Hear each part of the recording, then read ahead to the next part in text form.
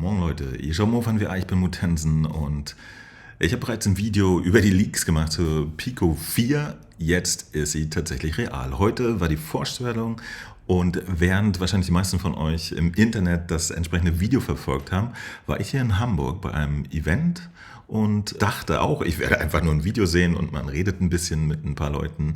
Aber nein, sie hatten tatsächlich das Gerät da. Also das hier ist nicht nur eine Vorstellung der Pico 4, jetzt wirklich mit ihren finalen Specs und allen Informationen, sondern auch ein erster Hands-on-Bericht von mir. Ich hatte sie auf der Nase und in den Händen und kann euch so ein bisschen erzählen, wie sich das angefühlt hat. Viel Spaß dabei. So, wir fangen natürlich traditionell an mit den Specs des Gerätes. Da war schon einiges geleakt, das hat sich mittlerweile bewahrheitet. Wie ihr sehen könnt, ist das ganze Gerät sehr leicht, besonders vorne fällt auf, dass es deutlich dünner geworden ist. Durch den Akku, der hinten bei der Pico 4 installiert ist, hat sie natürlich auch eine sehr gute Gewichtung und das Ganze schlägt damit 586 Gramm zu Buche.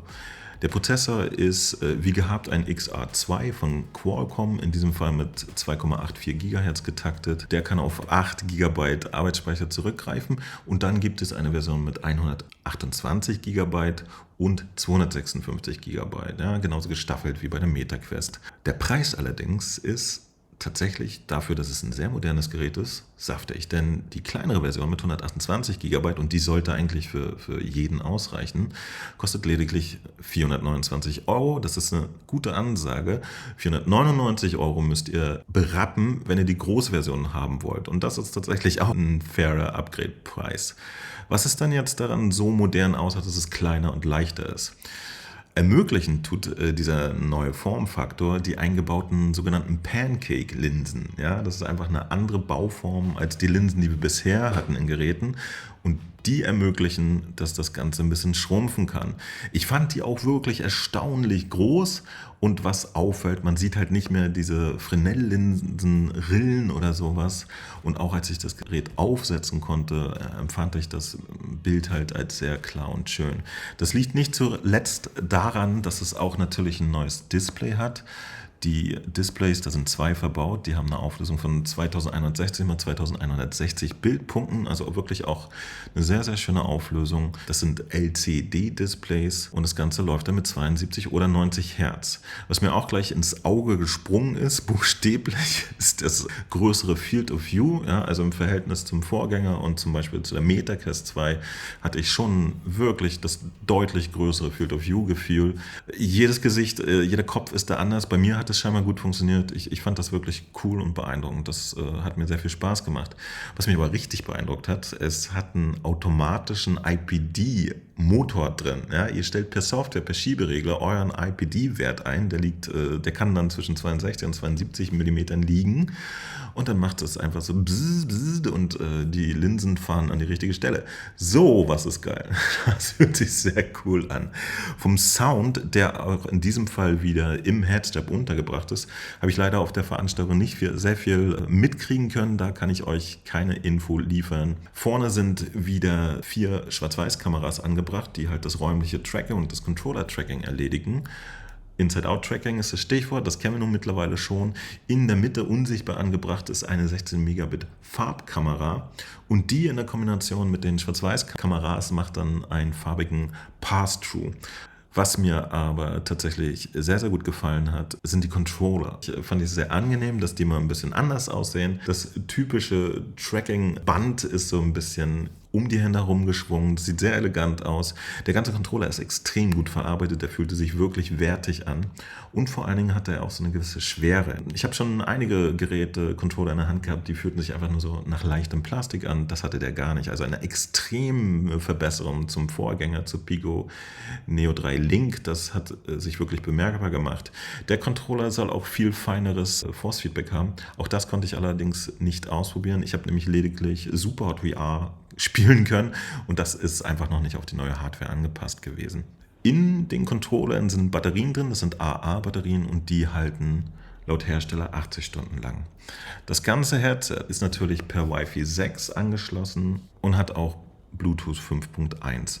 Jetzt kommt es aber mal zu einer kleinen bitteren Pille. Der Vorgänger hatte ja tatsächlich gerade im PC-VR-Markt ein sehr gutes Standing durch die Möglichkeit, ein direktes DisplayPort-Kabel anzuschließen. Dadurch fühlte sich die Pico Neo 3 Link 1:1 wie jedes andere kabelgebundene VR-Headset an. Das fällt jetzt bei der Pico 4 komplett weg.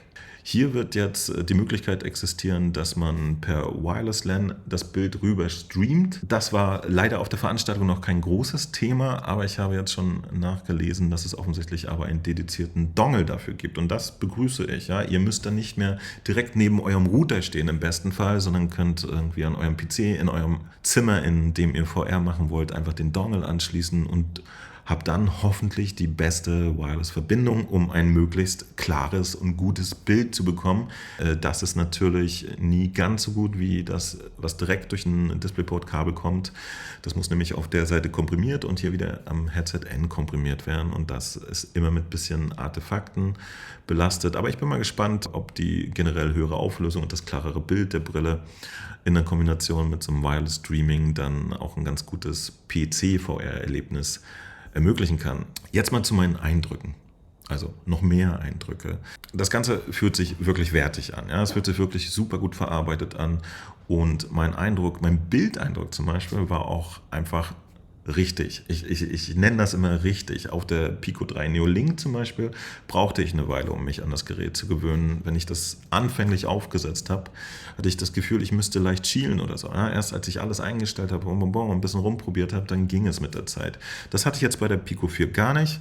Die habe ich aufgesetzt, es fühlte sich gleich gut an. Und wie gesagt, durch den größeren Field of View und die höhere Auflösung macht das eigentlich wirklich alles einen sehr guten Eindruck. Auch die Pancake Lenses scheinen einfach keine für mich wahrnehmbaren schlimmen Artefakte oder Unschärfen mit sich zu bringen. Ja, Thema Edge-to-Edge Clarity, das fand ich alles sehr angenehm. Weil das Ganze so leicht ist und sich die Controller auch wirklich gut anfühlten, habe ich das jetzt alles als sehr komfortabel empfunden. Ich konnte jetzt auch keine Hardcore-Tracking-Tests machen, das fühlte sich einfach auch richtig an. Alles, was ich getan habe, funktionierte so, wie man das erwartet, fand ich sehr, sehr schön. Was mich aber tatsächlich bei der ganzen Veranstaltung auch beeindruckt hat, ist, wie Pico auf der Softwareseite aufgestellt ist. Sie hatten starke Ansagen, was das Thema Fitness angeht, was ja auch bei so einem leichten Gerät wirklich Sinn ergibt. Ja? Je leichter das Headset ist, desto cooler ist es natürlich, damit irgendwelche Fitnessanwendungen zu machen. In die Betriebssystemsoftware integriert ist aber auch so ein ganzes Fitness-Ding, was eure ganzen Werte misst und Kalorien errechnet etc. Das soll sogar kompatibel sein zu dem ganzen Krempel, der Apple-Universum dazu passiert, ja, also das finde ich auch ganz gut. Wenn ich eines Tages mich entschließen sollte, wirklich mehr Fitness wieder zu machen, dann kann ich das mit meinem iPhone etc. synken und alles synchronisieren. Interessant ist auch, dass es zu dem Gerät offensichtlich so ein paar Clips gibt, die man sich an die Beine machen kann und die sollen auch zusammen in der Kombination mit KI irgendwie dann eine Ganzkörper-Tracking-Geschichte machen können. Das ist mir noch nicht ganz klar, wie es funktioniert, aber ich fand es sehr interessant. Nicht nur solche Fitnessgeschichten, sondern auch Videodokumentation etc. 360 Grad wurden kommuniziert, aber auch konkret Spiele. Und das finde ich interessant. Es waren jetzt noch nicht die super Exclusives bei, von denen ich vielleicht nachts träume, aber mit Let's Dance VR, das immerhin von Ubisoft ist, beweist Pico, dass sie da hinterher sind und dass sie da schon erste Deals am Start haben. Die ganze Library, die Spiele-Library der Pico sah eigentlich schon bei der Pico Neo 3 Link gut aus. Ja, die war noch nicht so groß wie zum Beispiel die von der MetaQuest 2, aber da waren schon anständige Titel unterwegs und das ist auch eine Geschichte, die sich in naher Zukunft wirklich verspielen wird. Ja, ich glaube, dass es für alle Entwickler ein No-Brainer ist, ihre Spiele auf dieses neue Gerät zu portieren, weil sie dann automatisch auch Zugriff haben auf den kompletten chinesischen Markt, wo man die MetaQuest 2 einfach nicht kaufen kann. Ja, also das ist wirklich ein lohnendes Ding. Ich gehe davon aus, dass eigentlich jedes Spiel, das es auch auf eine MetaQuest geschafft hat, früher oder später auf einer Pico erscheinen wird. Das sieht eigentlich auch ganz gut aus, was da die Zukunft angeht, fand ich sehr, sehr schön.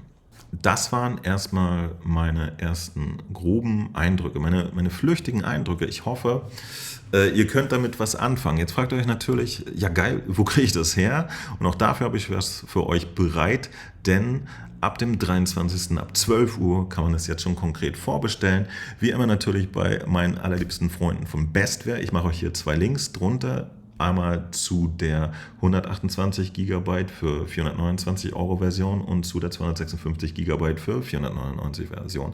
Das sind Affiliated Links. Wenn ihr die klickt, kriege ich sogar noch vom Verkäufer ein bisschen Prozente und ihr unterstützt damit diesen fantastischen Kanal und den nächsten Schnaps für Muttensen. Da freue ich mich drüber. Wenn ihr jetzt noch Fragen habt, es kann gut sein, dass ich in der Aufregung jetzt nicht alles erzählt habe, dann stellt mir die bitte in den Kommentaren.